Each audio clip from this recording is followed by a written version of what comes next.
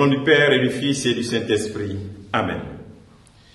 Nous sommes aujourd'hui, 18 septembre, la parole de Dieu qui nous est proposée pour notre journée, extrait de l'évangile de Luc, chapitre 7, versets 31 à 35. En ce temps-là, Jésus disait à la foule, « À qui donc vais-je comparer les gens de cette génération? À qui ressemblent-ils?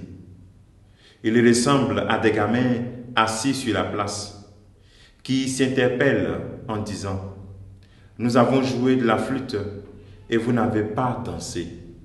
Nous avons chanté des lamentations et vous n'avez pas pleuré. Jean le Baptiste est venu en effet.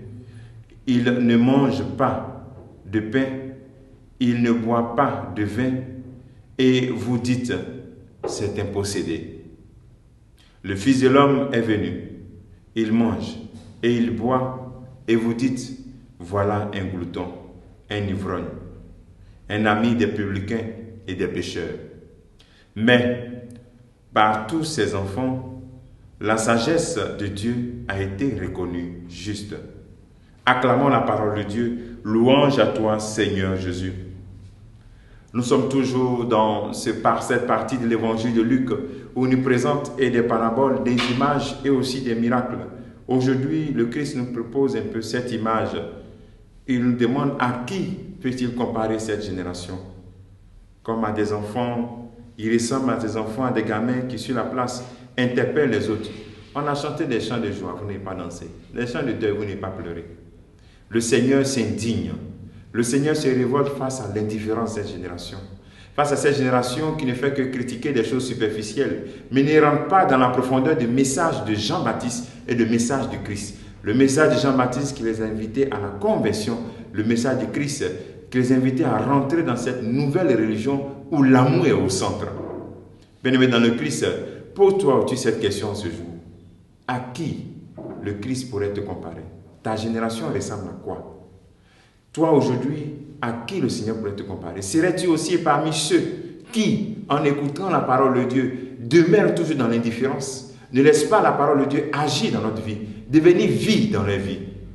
Il y a bien des personnes, souvent même, qui changent d'église à cause des prédications. Parce qu'ils se sentent tellement interpellés, dérangés, qu'ils préfèrent aller quelque part où on ne va pas les déranger. Il y a des personnes qui changent d'amis parce que celui-ci me dit la vérité, me dit les choses, me critique ou bien met le doigt sur des aspects réels de ma vie. Et donc, parce qu'on ne veut pas changer, le Seigneur s'indigne face à l'indifférence et surtout face à l'endurcissement de notre cœur. Lorsque une parole de vérité nous rejoint, lorsque la parole de Christ nous rejoint et que nous sommes indifférents ou bien que nous fuyons, cela saigne le cœur de Christ. Nous devenons une génération indifférente et nous rentrons dans une structure de péché. Nous rentrons dans une situation où le mal devient bien pour nous parce que nous ne voulons pas être dérangés. Je prie le Seigneur pour ne pas que tu sois dans cette génération. Que tu sois une génération disposée, une génération qui se reconnaît comme de l'argile dans les mains du potier qui est le Seigneur, dont la parole façonne, dont la parole modèle, de telle sorte que tu peux dire comme la Vierge Marie, que tout se fasse pour moi selon ta parole.